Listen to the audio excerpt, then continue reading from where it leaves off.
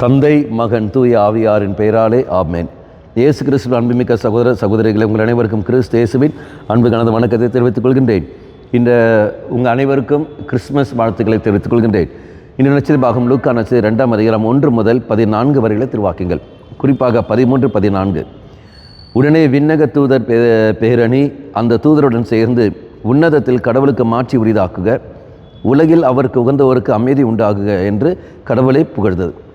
அப்போ உலகில் அவருக்கு உகந்தவருக்கு அப்படி என்றால் இறைவனுக்கு உகந்த ஒரு வாழ்க்கை யார் வாழ்கிறார்களோ அவர்களுக்கு அங்கே அமைதி உண்டாகும், அவர்களுக்கு அமைதி கிடைக்கும் என்று நாம் பார்க்கிறோம். அப்போ உகந்த ஒரு வாழ்க்கைன்னு சொல்லும்போது என்ன வாழ்க்கை? தூய வாழ்க்கை வாழ்பவர்கள், கீழ்ப்படிந்த வாழ்க்கை வாழ்பவர்கள். இதை நம்ம பார்க்குறோம். உணர்வோடு மற்றவருடைய உணர்வுகளை புரிந்து கொண்டு வாழ்கின்ற ஒரு வாழ்க்கை, ஏதாவது பிறரை மையப்படுத்தி வாழ்கின்ற ஒரு வாழ்க்கை, இதுதான் கடவுளுக்கு உகந்த ஒரு வாழ்க்கை.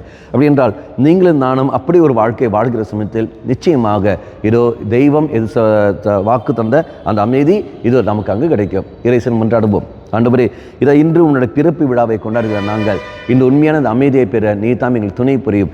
உமக்கு உகந்த ஒரு வாழ்க்கை நாங்கள் வாழ எங்களுக்கு சக்தியை தாரும் என்று சொல்லி மன்றாடுவோம். கண்களை மூடிக்கொள்ளுங்கள்.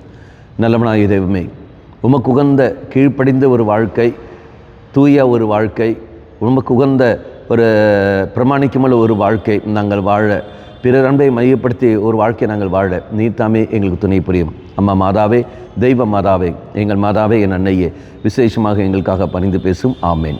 தந்தை மகன் தூய ஆவியாரின் பெயராலே ஆமேன்.